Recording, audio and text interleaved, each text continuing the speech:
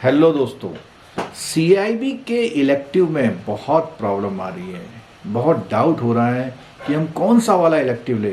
तो ये वीडियो उनके लिए है जिन लोगों को इलेक्टिव ऑप्ट करने में ज़रा सी भी प्रॉब्लम हो रही है। देखिए, सबसे पहले मैं बात करता हूँ रिस्क मैनेजमेंट की।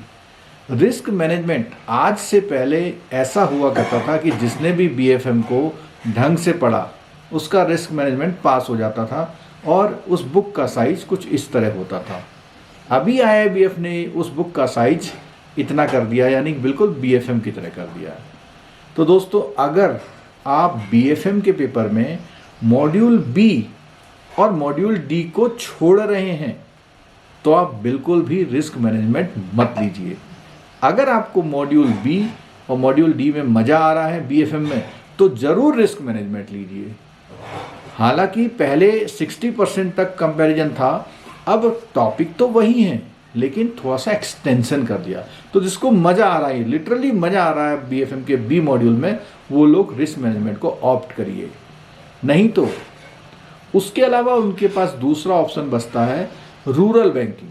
तो जो लोग आरआरबी या कोऑपरेटिव बैंक में वर्क कर रहे हैं या एग्रीकल्चर इंटेंसिव ब्रांचेज में वर्क कर रहे हैं काफ़ी लंबे समय से, उनका एग्रीकल्चर में काफ़ी अच्छा होल्ड है, वो लोग रूरल बैंकिंग को ऑप्ट कर सकते हैं। रूरल बैंकिंग में आपको एग्रीकल्चर से रिलेटेड स्कीम्स हैं, नाबार्ड के सर्कुलर हैं, और जो गवर्नमेंट की स्कीम्स हैं, क्योंकि अधिकतर वो गवर्नमेंट की स्कीम्स रूरल से रिलेटेड हैं, वो करनी है। एग्रीकल्चर फाइनेंस में पोल्ट्री और पोल्ट्री के अलावा आपका डेयरी सिस्टम है, पिगरी है, ये सिस्टम, इसके प्रोजेक्ट के बारे में पढ़ना है। मुझे लगता है कि रूरल बैंकिंग ज़रूर उनके लिए आसान होगा जो किसी कैलकुलेशन वगैरह में पढ़ना नहीं चाहते। ठीक है। उसके साथ अगर मैं बात करूं एचआरएम की, एचआरएम उनको लेना चाहिए जिन्होंने एमबीए में एचआरएम को थोड़ा ठीक ठाक पढ़ा हुआ है और एबीएम के मॉड्यूल सी को बहुत अच्छी तैयारी करके जाने वाले हैं, उनको एचआरएम बेनिफिट हो सकता है। अब एक है सेंट्रल बैंकिंग वाला।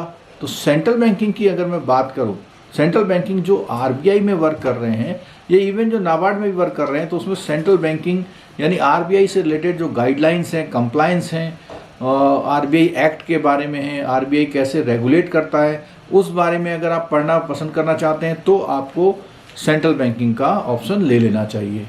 तो दोस्तों, आईटी अगर आप ऑप्ट करना चाहते हैं, आपने बीसीए से बहुत अच्छी तरह से किया हुआ है, आप आईटी सेक्टर में अच्छा काम किए हुए हैं, अच्छा जानते हैं, आपका इंटरेस्ट है, तो आप आईटी ऑप्शन ले सकते हैं।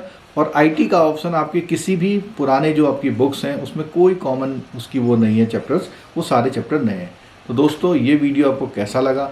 इसमें मैंने आपको इलेक्टिव्स को ऑप्ट करने की बात की थी, और ये जो हमारा मार्च का जो क्लोजिंग चल रहा है आप लोगों का और हमारा भी, तो आप लोग मार्च में जो बेस्ट ऑफ़र है उसको भी अवेल कर सकते हैं।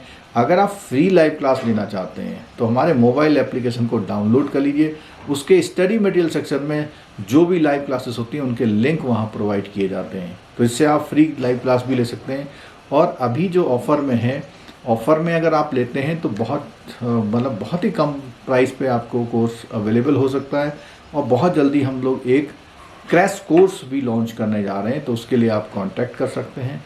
और ये जो जेआईबी और सीआईबी के जो इस बार पेपर बढ़ गए हैं, तो आप लोग प्रॉपर अच्छी तैयारी कर लीजिए, क्योंकि जितना समय आप देंगे उतने आपके पेपर के अच्छे निकलने के चांसेस बढ़ते जाएंगे। तो इसी के साथ मेरी सभी को शुभकामनाएं। और हाँ, एक बात याद रखिएगा, सीआईबी वालों, आपका 1 अप्रैल से रजिस्ट्रेशन स्टार्ट हो जाएगा, इसीलिए इलेक्टिव पेपर का ये जो मॉड्यूल का पूरा एक्सप्लेनेशन दिया हुआ इसीलिए दिया गया। Thank you very much.